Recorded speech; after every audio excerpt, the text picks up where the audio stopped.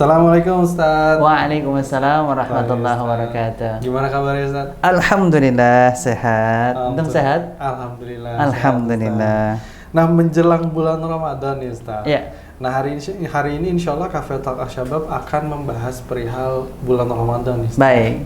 Antara waktu dan amalan Iya. untuk bulan Ramadan ini. Tapi Ustaz, nah sudah ada beberapa pertanyaan yang sudah masuk dan mudah-mudahan juga bisa menjawab keraguan-keraguan yang mungkin selama ini masih timbul atau bahkan mungkin meluruskan beberapa perkara-perkara yang seringkali dari banyaknya saudara-saudara kita, sahabat-sahabat Asyabab di sana yang mungkin belum tepat sebagaimana sunnah yang diajarkan oleh Rasulullah SAW. Nah, semoga dengan pertanyaan-pertanyaan yang dilayangkan hari ini yang insya Allah dijawab oleh Ustadz secara gamblang bisa membantu sahabat Asyabab sekalian untuk bisa lebih menjalankan Ramadan ini, lebih mengikuti sunnahnya Rasulullah SAW. Sallallahu alaihi wasallam. Baik, Ustaz. Dan izin untuk kita langsung masuk ke pertanyaan yang pertama, Ustaz. Baik. Ini dari Abu Yahya di Jakarta Timur. Assalamualaikum Ustaz. Waalaikumsalam warahmatullahi wabarakatuh. Menjelang puasa Ramadan biasanya banyak yang mengirim pesan bermaaf-maafan. Bagaimana hukumnya Ustaz? Alhamdulillah wassalatu wassalamu ala rasulillahi amma ba'd. Meminta maaf dari kesalahan yang kita lakukan ini adalah amrun masyru', sesuatu yang disyariatkan di dalam Islam. Karena Rasulullah sallallahu alaihi wasallam dalam hadis yang diriwayatkan oleh Abu Hurairah yang dikeluarkan oleh Al-Imam Al-Bukhari, man kanat lahu madlamatun au indahu madlamatun, li akhihi, siapa yang pernah melakukan kezaliman, yaitu kesalahan, mengambil hak saudaranya baik dengan perkataan maupun dengan perbuatan, hendaknya dia meminta agar dihalalkan. Artinya dihalalkan di sini adalah diridhoi, tidak lagi dianggap itu merupakan kesalahan. Artinya di sini hadis tersebut menerangkan kepada kita anjuran untuk meminta maaf dari kesalahan yang pernah kita laksanakan. Namun hadis ini tidak menerangkan tentang penentuan waktu, ya, khusus kapan, ya, momen tertentu tidak. Tetapi hadis ini hanya menerangkan secara umum siapa yang melakukan kezaliman, kesalahan kepada saudaranya, maka hendaknya dia meminta dihalalkan. Minta dihalalkan itu artinya diridhoi. Ya, makna diridhoi itu adalah dimaafkan. Ya. Maka dengan demikian tidak ada satupun hadis yang sahih dari Rasulullah SAW yang menerangkan perbuatan tersebut adalah sesuatu kekhususan, ya, yang dilaksanakan oleh kaum muslimin menjelang bulan Ramadan. Ya, kapanpun tatkala kita tahu kita melakukan kesalahan, maka ketika itu kita wajib untuk segera meminta maaf. Begitupun saudara yang diminta maaf darinya, maka hendaknya pun memberikan maaf.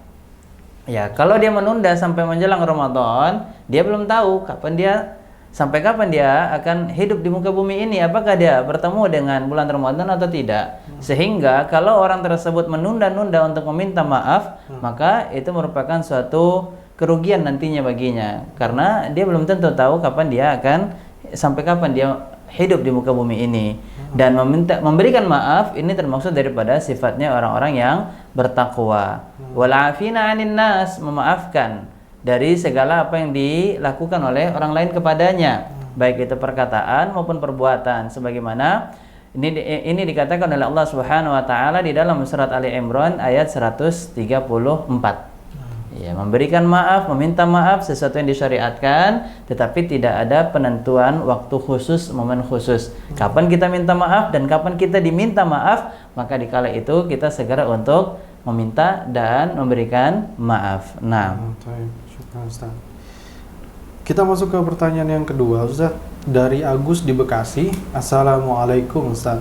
Ana sering mendengar pembagian hari dalam bulan Ramadan, yaitu 10 hari pertama, 10 hari pertengahan, dan 10 hari terakhir.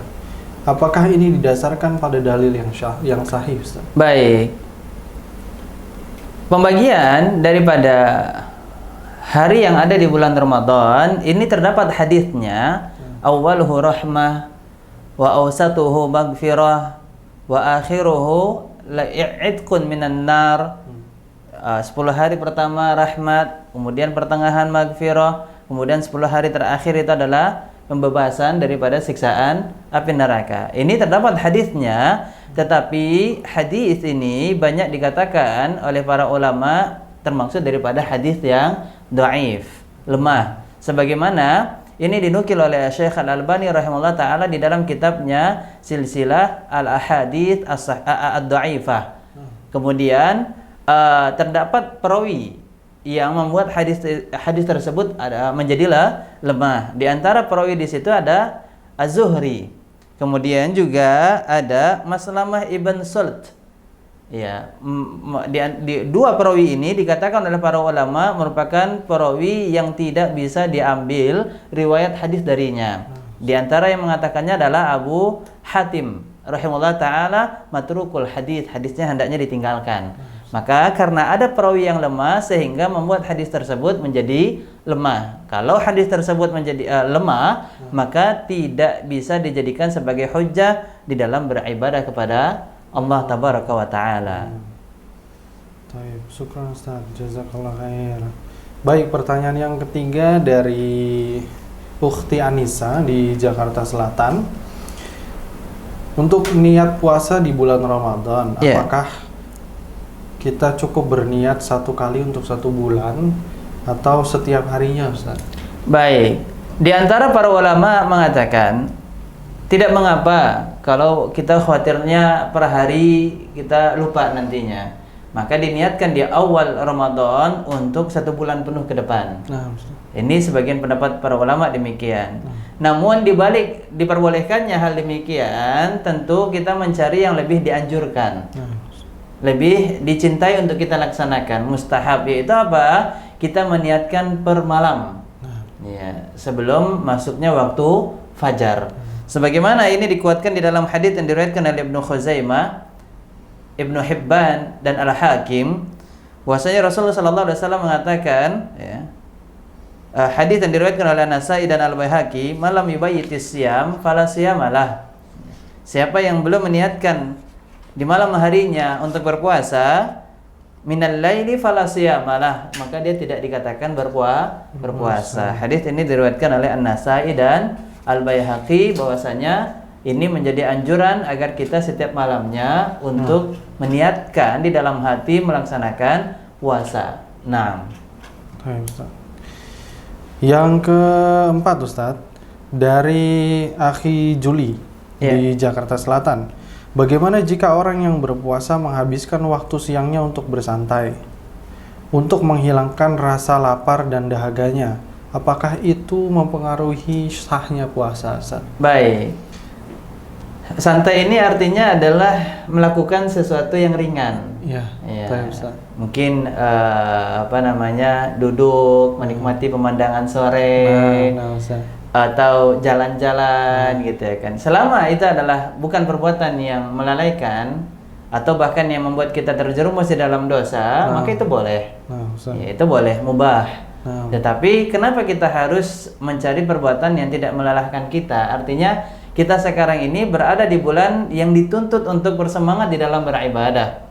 Ya, dituntut untuk kita lebih meningkatkan kualitas ibadah kita kepada Allah Subhanahu wa taala. Kita berupaya untuk mendapatkan maghfirah, mendapatkan rahmat, mendapatkan pembebasan daripada siksaan api neraka. Ya, kita berupaya untuk mendapatkan banyaknya keberkahan daripada bulan Ramadan. Karena ini adalah bulan ampunan, bulan rahmat, bulan keberkahan semuanya, ya, tanpa ada pembagian waktu.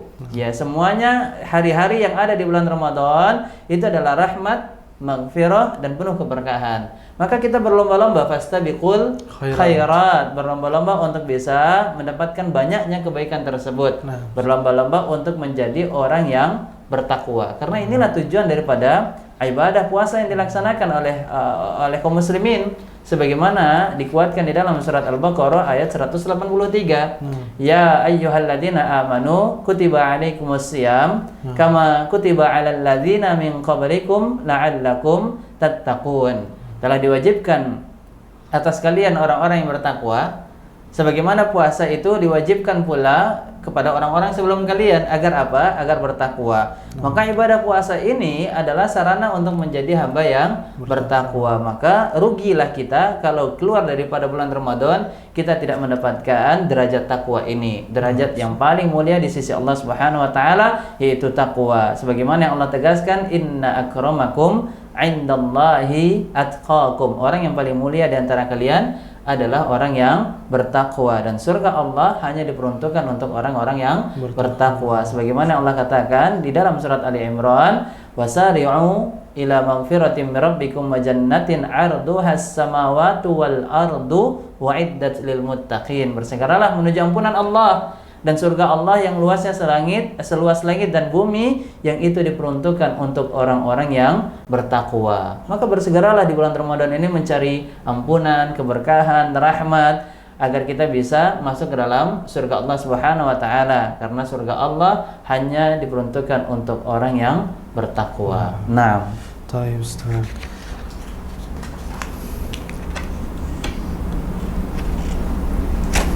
Baik, dari Abu Abdurrahman di Jakarta Timur. iya. Bagaimana hukumnya memakai alat bantu pernafasan bagi orang yang berpuasa? Apakah hal itu dapat membatalkan puasa, Ustaz? Baik.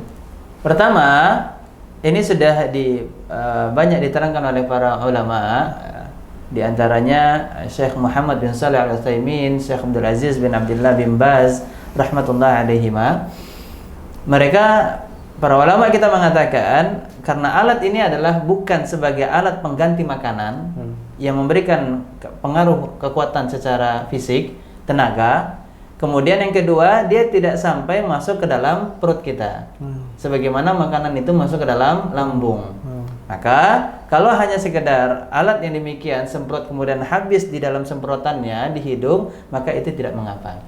Maka itu tidak membatalkan puasa, kecuali kalau nanti ada selang yang dimasukkan ke dalam hidung dan fungsinya itu adalah sebagai pengganti daripada makanan, maka itu adalah hal yang dapat membatalkan puasa kita. Nah, berarti termasuk infus itu, Ustaz, ya? iya, infus dan semisalnya suntikan cairan, kalau itu adalah merupakan pengganti makanan maka membatalkan puasa. Adapun alat bantu pernafasan ini tidak pengganti makanan dan cairannya pun tidak sampai masuk ke dalam lambung kita, maka itu tidak membatalkan puasa.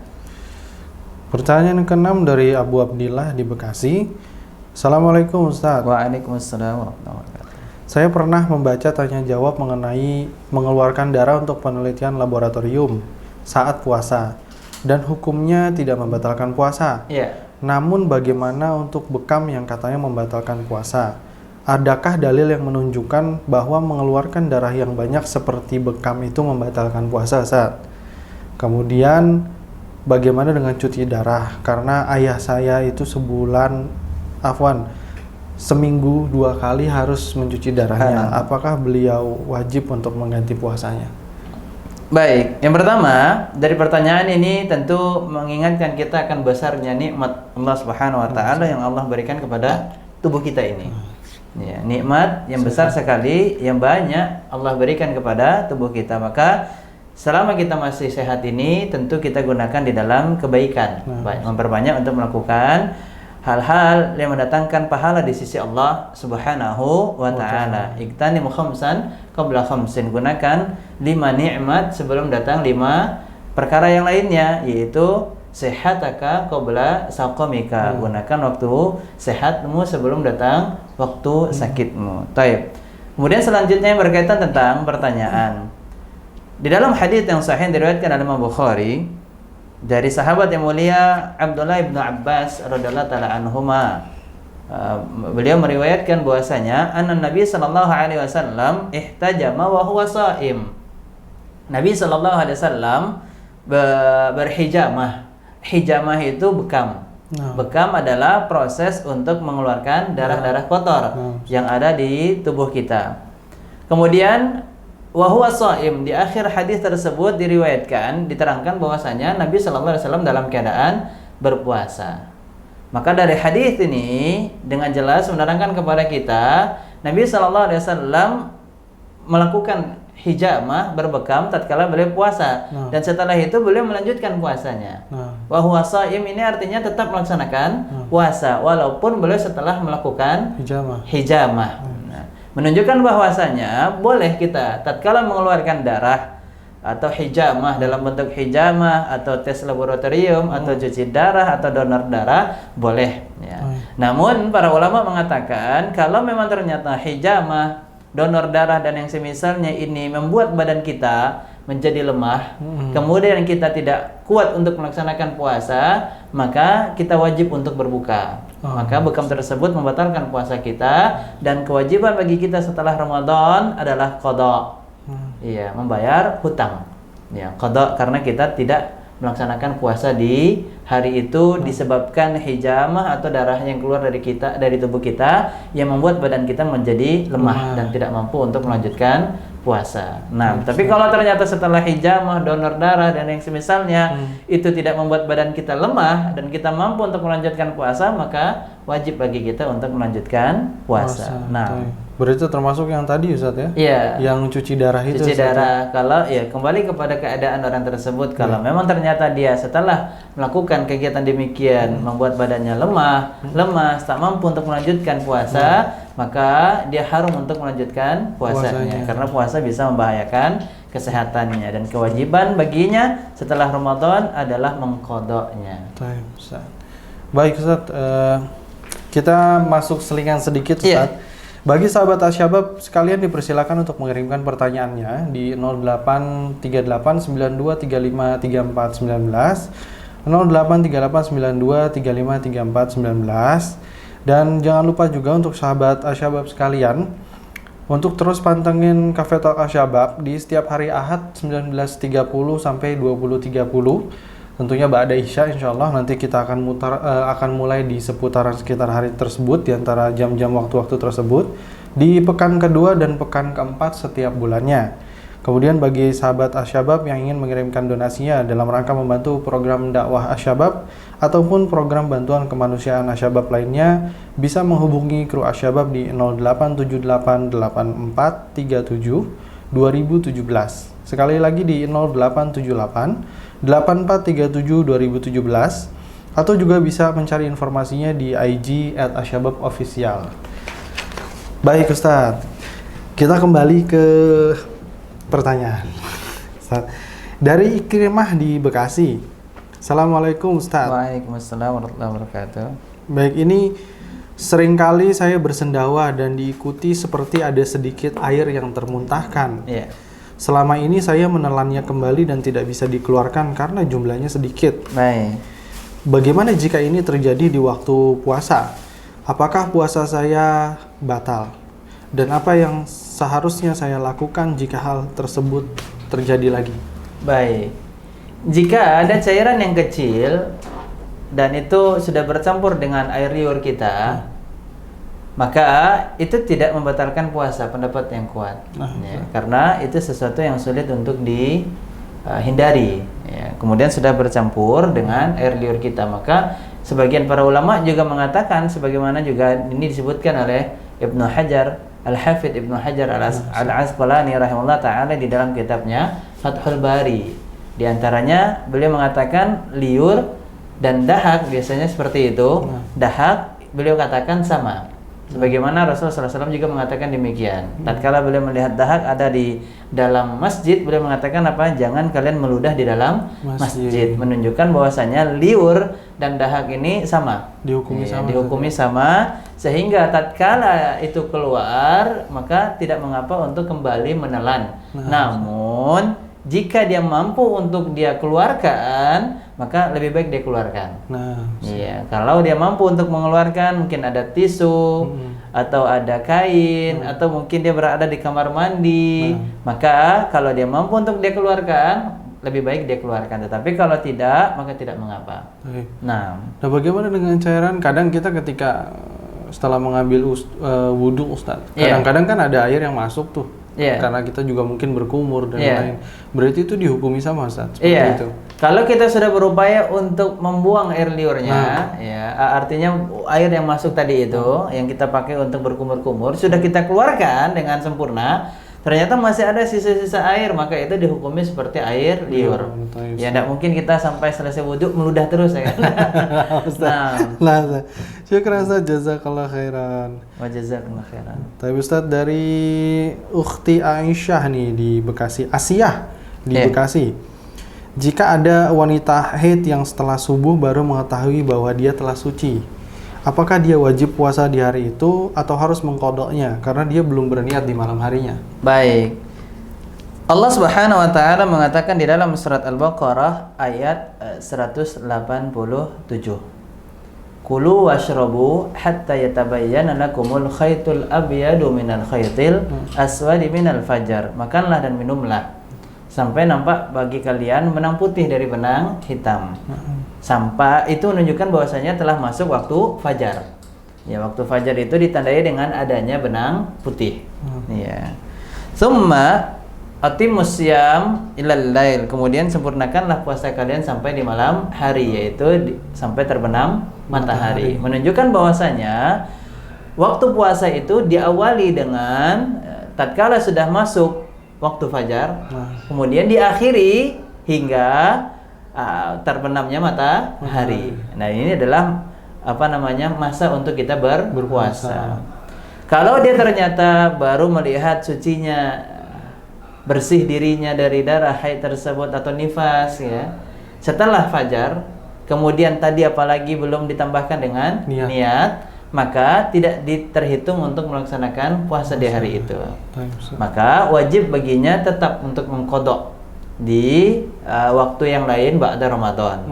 Namun tetap dia harus memperhatikan adabnya di hadapan orang-orang yang sedang berpuasa. Walaupun dia tidak berpuasa ketika itu, dia berupaya untuk tidak memakan makanan di depan kaum muslimin. Atau bahkan sebagian pendapat ulama dia tetap untuk berupaya untuk menjaga dirinya agar tidak makan dan minum, ya, untuk menghormati bulan Ramadan atau untuk memuliakan juga orang-orang yang sedang melaksanakan puasa. Nah, Ustaz, dari Zaini di Jakarta Selatan.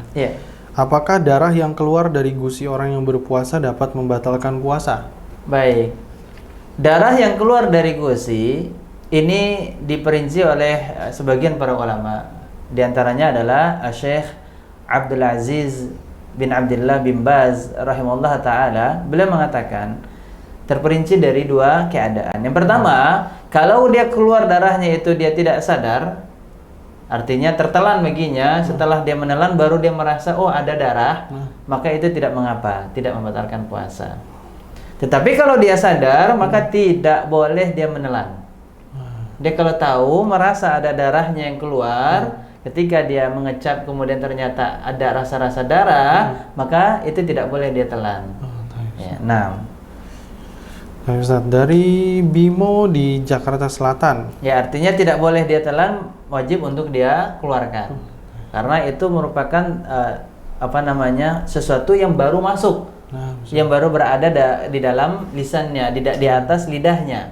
Maka dia wajib untuk mengeluarkan dan tidak boleh menelan. Kalau dia tetap masih menelan dalam keadaan sadar, ya sebagaimana tadi diterangkan oleh Syekh Abdul Aziz bin Abdullah bin Baz rahimahullah taala, beliau mengatakan termaksud daripada yang dapat membatalkan puasa kalau memang dia menelannya dalam keadaan sengaja dan tahu. Tapi kalau dia tidak tahu, dia tidak sadar, dia baru sadar setelah menelan, maka ini tidak mengapa. Itu berarti sebagaimana orang yang man akala nasiyan wa huwa shaim, dia makan dalam keadaan lupa padahal dia sedang berpuasa. Innama at'amahu Allahu wa saqah, fa innama at'amahu Allahu wa saqah, karena itu berarti rezekinya ya, yang Allah berikan sebagai makanan ataupun minuman kalau dia lupa. Iya. Dari Akhi Bimo di Jakarta Selatan. Apakah muntah bisa membatalkan puasa, Ustaz? Iya, muntah bisa membatalkan puasa kalau sengaja. Man istaqa'a fa 'alaihil qada. Barang siapa yang sengaja untuk memuntahkan makanan yang ada di dalam perutnya itu, maka hendaknya dia mengqada. Dia batal puasanya tetapi ada kewajiban untuk mengqada. Ya, sebagaimana ini hadis yang dikeluarkan oleh Imam Ahmad dari Abu Hurairah radhiyallahu taala anhu. Tetapi man dara'ahul qai, dia tidak sengaja, mungkin sedang safar, ada goncangan atau goyangan daripada kendaraan yang dia naiki, maka itu menyebabkan mual dan terpaksa harus muntah dengan keadaan seperti itu, maka ini tidak membatalkan puasa. Atau mungkin mencium bau, mungkin ada sebagian kaum muslimah yang hamil mencium suaminya itu mual itu, pengen muntah itu. Kalau itu sulit ya, tidak mungkin suaminya diusir ya dari rumah. Selama dia hamil, diusir suaminya tidak mungkin. Ya. Dan ini sulit untuk dihindari. Maka kalau keadaan yang terpaksa seperti ini, maka tidak mengapa. Tetapi kalau dia sengaja memasukkan jarinya, dia sudah tahu kalau mencium bau ini dia bakal muntah, untuk membolehkan, mungkin ada anak kita yang mengatur strategi, sengaja memasukkan jarinya atau sengaja mencium, melakukan apa agar dia muntah, kemudian agar diberikan izin untuk berbuka puasa. Maka kalau seperti ini, ya betul puasanya batal dan dia berdosa karena ada niat untuk membatalkan puasa. Namun dia punya kewajiban setelah Ramadan, apa itu? Fa'alaihi qada. Dia hendaknya qada. Qada puasanya. Nah, Ustaz. Dari Rivi di Bekasi. Sebagian para ulama mengatakan tadi tentang masalah orang yang afwan, ana sedikit tambahkan terkait tadi hanya sekedar mengulangi. Kalau memang dia tidak sengaja, maka tidak ada qada baginya. Tetap boleh dia melanjutkan puasanya. Ya, fala qada alaihi. Dia tidak ada kewajiban qada setelah Ramadan, dia boleh untuk melanjutkan puasanya. Tetapi sisa makanan tadi yang terasa di mulutnya diusahakan untuk dia bersihkan dengan kumur-kumur. Baik, Ustaz, dari Rivi di Bekasi. Saya punya hutang puasa 2 kali Ramadan berturut-turut. Di tahun pertama dikarenakan hamil dan sakit berat. Di tahun kedua dikarenakan menyusui dan juga sakit berat. Lalu saya sudah menggantinya dengan fidyah. Apakah saya tetap wajib menggantinya dengan puasa? Iya, sebagian para ulama ada yang memang mengatakan demikian, qada dan fidyah. Tetapi pendapat yang lebih kami condong kepadanya, sebagaimana ini juga pendapat yang dikuatkan oleh guru kami, Syekh Malik Ibn Husain Sya'ban hafidhullah ta'ala, salah seorang murid daripada Syekh Al-Albani rahimahullah ta'ala, yaitu cukup dengan fidyah. Sebagaimana ini terdapat di dalam firman Allah tabaraka wa ta'ala di dalam surah Al-Baqarah ayat 184. Wa 'alal ladzina yutiqunahu fidyatun tu'amu miskin. Kalau memang kita berat untuk melaksanakannya, seperti ibu menyusui dan hamil ini berat untuk bisa melaksanakan puasa, maka kalau dia tidak mampu, maka cukup dengan fidyah, memberikan 1 kali makanan kepada orang miskin sesuai dengan jumlah berapa hari dia tidak melaksanakan puasa. 1 kali kalau 1 hari dia tidak berpuasa. Kalau 2 hari berarti 2 kali dia memberikan makanan kepada orang miskin sesuai dengan jumlah hari dia tidak berpuasa. Nah, berarti itu 1 hari 1 fidyah ya, Ustaz? Iya. Kalaupun dia ingin memberikan dalam satu contoh, dia mau mengumpulkan di akhir, iya, di akhir Ramadan, dia ingin memberikan 1 orang 2 makanan tersebut boleh, iya. Atau dia ingin memberikan dalam 1 hari itu jumlah hari dia tidak berpuasa, itu boleh. Jadi tidak mesti harus dia berikan per hari, bisa dia rapel nanti di akhir, atau mungkin ada kemungkinan ya ibu hamil dia melihat keadaannya tidak kuat, maka dia mengeluarkan fidyah di awal Ramadan selama 1 bulan, boleh di awal Ramadan, atau ketika di hari dia tidak berpuasa, atau di akhir setelah dia melihat jelas berapa hari dia tidak berpuasa baru dia keluarkan di akhir, boleh. Jadi fidyah itu boleh dipilih waktunya. Yang penting selama masih bulan Ramadan, Ustaz ya. Dan tidak mesti juga harus di bulan Ramadan, tetapi lebih dianjurkan di bulan Ramadan, karena ketika itu kita bisa mendapatkan pahala memberikan makanan kepada orang yang berpuasa. Dan ketika kita memberikan makanan kepada orang yang berpuasa, maka tentu kita mendapatkan catatan pahala di sisi Allah sebagaimana pahala orang yang berpuasa. Apalagi kalau menunya komplit. Masya Allah. Jadi apa yang biasa kita makan gitu ya, subhanallah, minumannya luar biasa enak, makanannya luar biasa enak, apalagi dia memberikan lebih dari itu, seperti ditambahkan dengan buah-buahan, apalagi dia tambahkan dengan uang, ini tentu sedekah yang sangat luar biasa. Nah, dari Tristiani di Jakarta, apakah benar ada amalan khusus di malam ke-17 atau nuzulul Quran? Bagaimana, Ustaz? Taib. Berkaitan tentang nuzulul Quran, ini pun masih diperselisihkan oleh para ulama tanggalnya. Iya. Bahkan pendapat yang kami lihat banyak dipilih oleh para ulama itu tanggal 17 Ramadan salah. Dikuatkan di dalam firman Allah Subhanahu wa taala di surah Al-Qadar. Inna anzalnahu fi lailatul qadar. Sesungguhnya kami menurunkan Al-Qur'an itu di malam Al-Qadar, menunjukkan bahwasanya malam Al-Qadar itu berada di mana? Di pertengahan Ramadan atau di akhir Ramadan? Di akhir Ramadan. Nah, iya, di 10 hari terakhir di bulan Ramadan, bukan di pertengahan. Kalau 17 Ramadan pertengahan, maka tidak tepat kita katakan nuzulul Quran itu di pertengahan bulan Ramadan. Walaupun mungkin sebagian para kaum muslimin menggunakan dalil syahrul Ramadan alladzi unzila fihil Quran, sebagaimana di dalam surat Al-Baqarah Allah terangkan bulan Ramadan diturunkan Al-Quran, dan ini dalilnya secara umum, tetapi Allah tegaskan secara terperinci inna anzalnahu fi lailatul qadar. Kami turunkan Al-Quran ini di malam Al-Qadar. Malam Al-Qadar itu berada di akhir Ramadan. Maka secara tanggal pun ini masih diperselisihkan oleh para ulama. Ya, secara tanggal saja masih diperselisihkan oleh para ulama, apalagi secara amalan yang akan dilaksanakan di malam Al-Qadar. Ya, kalau ditanya adakah amalan khusus, maka jawabannya ada, baca Al-Quran. Ada amalannya, ya baca Al-Quran. Dan itu tidak perlu harus di tanggal tersebut. Tentu di awal Ramadan sampai di akhir Ramadan. Karena inilah di antara amalan-amalan kaum salaf. Ulama-ulama kita yang sangat semangat di dalam beribadah tatkala masuk di bulan Ramadan, mereka bisa berkali-kali di dalam mengkhatamkan Al-Quran, dan itu tidak harus menunggu di 17 Ramadan atau berada di akhir Ramadan. Bahkan Abu Hanifah disebutkan pernah mengkhatamkan Al-Quran dalam satu rakaat. Imam Muhammad bin Idris Asy-Syafi'i rahimahullah ta'ala pun mengkhatamkan Al-Quran di dalam Ramadan itu sampai 60 kali. 60 kali, menunjukkan bahwasanya tidak ada pembeda di awal, di akhir, di pertengahan ataupun di akhir oleh para ulama kita dahulu. Mereka gunakan hari-hari di bulan Ramadan untuk benar-benar memperbanyak membaca Al-Quran.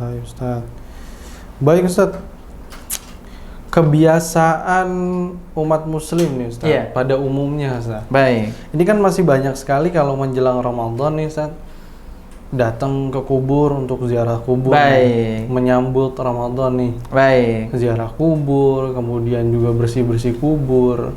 Nah, ini bagaimana Ustaz?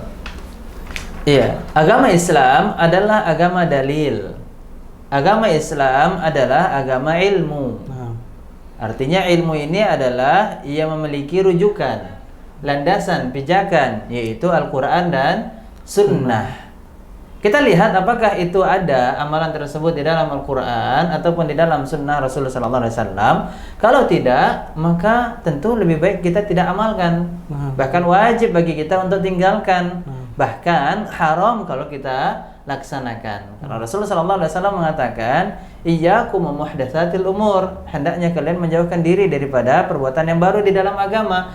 Fa inna kulla muhdatsatin bid'ah, setiap perbuatan yang baru di dalam agama dikategorikan bid'ah. Wa kulla bid'atin dolalah, dan setiap bid'ah itu adalah menyesatkan. Wa kulla dolalatin finnar, dan setiap yang menyesatkan itu dapat mengantarkan kita masuk ke dalam neraka. Maka lebih baik kita meninggalkan perbuatan yang tidak ada dasar dalilnya. Kemudian di dalam hadis yang sahih juga diriwayatkan dari Aisyah radhiyallahu taala anha, bahwasanya Rasulullah SAW mengatakan, man amila amalan laysa alaihi amruna fahuwa raddun. Siapa yang beramal sesuatu amalan yang tidak ada contoh dari Nabi dan para sahabatnya, maka amalan tersebut raddun. Raddun ay ghairu maqbul, tidak diterima. Kalau tidak diterima, maka tidak mendapatkan pahala. Kalau tidak mendapatkan pahala, maka apa yang akan kita banggakan di hadapan Allah Subhanahu wa taala? Yang akan membuat timbangan kebaikan kita bertambah beratnya. Maka tentu sebagai seorang muslim yang benar-benar semangat di dalam beribadah, hendaknya semangatnya itu diiringi dengan ilmu. Apakah ada landasan dari Al-Quran dan Sunnah atau tidak? Dan kami tidak mendapatkan satupun itu dari keterangan para ulama maupun yang bersumber dari Al-Quran dan Sunnah itu tidak ada mereka sebutkan bahwasanya amalan tersebut merupakan sunnah dari Nabi. Maka lebih baik tidak kita laksanakan. Ziarah kubur itu suatu amalan yang baik, mengingatkan kita kepada kematian. Tetapi meyakini ziarah kubur itu harus sebelum Ramadan dengan keutamaan-keutamaan tertentu, inilah yang harus kita cari dalilnya. Jangan kita menilai suatu perkara di dalam agama dengan logika kita, dengan hawa nafsu kita, dengan adat istiadat kita, dengan banyaknya yang dilakukan oleh kaum muslimin, dan ini bukan landasan kebenaran, bukan patokan kebenaran. Patokan kebenaran, patokan al-haq adalah Al-Quran dan Sunnah Nabi Sallallahu Alaihi Wasallam. Baik Ustaz. Kemudian ada lagi yang mungkin menggelitik untuk dibahas, bahkan mungkin sepertinya ini harus dibahas agar tidak ada salah. Iya. Penafsiran dari saudara-saudara kita kaum muslimin di luar sana, Ustaz. Baru-baru ini Ana dengar adanya mengislamkan seseorang yang sudah wafat di dalam kuburnya. Itu bagaimana, Ustaz? Baik. Mengislamkan orang yang sudah mati, Ustaz. yang sudah dikubur ya. Ustaz. Teringat kita kisah dari orang tua Nabi Sallallahu Alaihi Wasallam, di mana Nabi Sallallahu Alaihi Wasallam meminta kepada Allah agar bisa untuk mendoakannya. Maka Allah Subhanahu Wa Taala tidak memberikan izin, menunjukkan bahwasanya orang yang sudah mati dalam keadaan selain Islam, maka tidak ada manfaat doa kita. Apalagi ya mereka mati dalam keadaan kafirnya sampai mengeluarkan dia daripada agama Islam. Bahkan mungkin bisa jadi memang dia belum masuk ke dalam agama Islam. Maka ini kisah dari Nabi Sallallahu Alaihi Wasallam, ditolak permintaannya oleh Allah Subhanahu Wa Taala karena tidak ada manfaat doa yang kita berikan. Apalagi ini syahadat, doa saja tidak bermanfaat, apalagi syahadat. Dan orang yang sudah mati itu tidak bisa mendengarkan apa yang diucapkan oleh orang yang masih hidup di sekitarnya. Dan ini harus menjadi keimanan seorang mukmin, bahwasanya orang yang sudah mati itu sudah tidak ada lagi hubungannya dengan orang yang masih hidup. Ya, dia akan sibuk dengan urusannya di dalam kubur, yaitu sibuk untuk menjawab pertanyaan malaikat kubur. Ya, maka dari sini kita mendapatkan pelajaran bahwasanya tidak bisa memberikan pengislaman, mengajak muslim menjadi seorang muslim ataupun muslimah orang yang sudah meninggal. Jangankan itu, taubat saja tidak diterima. Tatkala malam yugargir, ketika ruh kita ini sudah sampai di kerongkongan, ya sudah sampai di kerongkongan, ini belum mati sama sekali, baru sampai di kerongkongan. Itu ketika dia bertaubat, taubatnya tidak diterima. Ketika dia syahadatnya tidak lagi diterima karena pintu taubat itu sudah ditutup. Ya, Rasulullah SAW mengatakan, Innallaha yaqbalu taubatal abdi. Allah menerima taubat seorang hamba malam yugargir, selama ruh tersebut belum sampai di kerongkongannya. Apalagi ini sudah di atas kerongkongan. Udah lewat, udah keluar malah. Iya, sudah keluar. Yang sedang sakaratul maut saja, ya sulit baginya untuk bisa mengucapkan syahadat gitu ya. Kalau sudah ruhnya sampai di kerongkongan itu sudah tertutup pintu taubat. Pintu taubat artinya apa? Pintu dia diterima lagi, tercatat pahala yang dia lakukan, tercatat kebaikan apa yang dia laksanakan dari amalan tersebut. Lah apalagi ini sudah tercabut dari tubuhnya secara sempurna, maka jangankan syahadat, taubat saja tidak diterima. Nah, baik Ustaz, syukran Ustaz untuk jawaban-jawabannya. Baik, semoga sahabat Asyabab bisa terpuaskan dengan jawaban-jawaban yang diberikan oleh Ustadz, dan semoga apa yang sudah ditanyakan tadi bisa lebih membantu sahabat Asyabab sekalian untuk menjalankan Ramadan kali ini lebih khusyuk dan lebih sesuai dengan sunnahnya Rasulullah SAW ya Ustadz. Ustadz, alhamdulillah hari ini kita telah sampai di penghujung acara Cafe Talk Hope Obras, dan semoga apa yang kita usahakan hari ini bermanfaat. Baik, amin. Baik, tafadhol Ustadz, diberikan sedikit motivasi dan nasihat bagi para sahabat Asyabab yang akan menjalankan Ramadan di tahun ini, Ustadz. Iya. Alhamdulillah wassalatu wassalamu ala Rasulillah amma ba'd. Persiapkanlah diri kita di dalam menyambut Ramadan dengan ilmu, doa, dan harapan yang besar. di dalam hati kita. Karena inilah menunjukkan kejujuran hati kita sebagai seorang muslim di dalam menyambut datangnya bulan penuh keberkahan tersebut. Berilmulah kita di dalam beribadah kepada Allah Subhanahu wa taala, karena di dalam hadis Rasulullah sallallahu alaihi wasallam mengatakan rubba qa'imin ya hadzuhu min qiyamihi as-sahar. Betapa banyak orang yang melaksanakan salat malam ya, salat, tetapi mereka hanya mendapatkan rasa kantuk dan capek. Wa rubba sha'imin hadzuhu min siyamihi al-ju' wal 'atash. Betapa banyak orang yang berpuasa tetapi mereka tidak mendapatkan pahala satupun dari puasanya, melainkan hanya lapar dan haus. Menunjukkan bahwasanya orang yang banyak melaksanakan sholat, banyak melaksanakan puasa, rugi baginya, tidak mendapatkan pahala dikarenakan apa? Tidak berilmu bagaimana cara melaksanakan sholat yang baik, tidak berilmu bagaimana cara melaksanakan puasa yang baik. Karena Rasulullah SAW mengatakan laysa siyam minal akli wasyarab. Puasa itu bukan hanya menahan diri daripada makan dan minum. Innamas siyam minal lagwi warrafath. Karena sesungguhnya puasa itu juga termaksud dari menahan diri dari perkataan dan perbuatan yang sia-sia. Nah, maka sambutlah Ramadan dengan ilmu. Kemudian yang kedua, doa. Sebagaimana disebutkan di dalam kitab Lataiful Ma'arif yang ditulis oleh Ibnu Rajab Al-Hambali rahimahullah taala, bahwasanya disebutkan kaum salaf terdahulu, generasi terbaik di dalam ibadah kepada Allah Subhanahu wa taala, tabi'in, tabi'ut tabi'in, para sahabat, kanu yad'una Allah sittata ashhur ayyuballighahum syahr Ramadan. Mereka 6 bulan lamanya sebelum datang bulan Ramadan telah berdoa, telah bermunajat, telah mengadakan tangannya, membasahi lisannya, dan harapan yang besar di dalam hatinya agar mereka dipertemukan dengan bulan Ramadan. Maka berdoalah saudaraku kaum muslimin dan muslimat agar kita dipertemukan dengan bulan Ramadan. Berdoalah agar kita senantiasa diberikan kemudahan, taufik untuk beribadah kepada Allah. Berdoalah agar setiap ibadah yang kita laksanakan berbuah pahala, diterima di sisi Allah Subhanahu wa taala. Rabbana taqabbal minna innaka antas sami'ul alim. Kita berdoa kepada Allah Subhanahu wa taala, semoga Allah terus memberikan kebaikan kepada negeri kita, mengangkat segala wabah dan musibah dari negeri kita, sehingga kita bisa melaksanakan ibadah puasa di bulan Ramadan dalam keadaan sehat walafiat, dalam keadaan nyaman dan aman, dalam keadaan kuat, dan dalam keadaan penuh kebahagiaan bersama keluarga kita, bersama kaum muslimin. Demikian nasihat yang bisa kami sampaikan dalam kegiatan dalam program Cafe Talk ini. Semoga nasihat-nasihat yang telah kami sampaikan, yang telah disuguhkan di dalam acara ini menjadi ilmu yang bermanfaat bagi yang menyampaikan dan juga bagi kaum muslimin dan muslimat yang mendengarkan. Barakallahu fiikum wa sallallahu ala nabiyyina Muhammadin wa ala alihi wa sahbihi wasallam wa akhiru da'wana alhamdulillahi rabbil alamin.